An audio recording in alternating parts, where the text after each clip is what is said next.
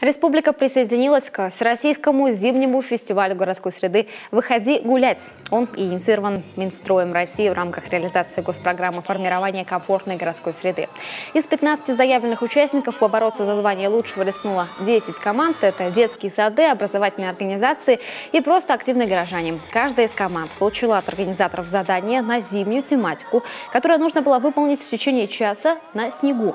Свои скульптуры участники слепили еще днем, а вечером представили на суд жюри. Одним достались традиционная снегурка, Дед Мороз и елка. Другим задание посложнее, к примеру, сделать из сугроба новогодний стол или камин. Мы были вдвоем с мужем.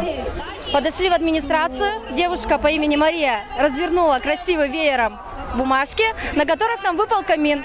Муж мне сказал, это самая лучшая затея и идея, креатив.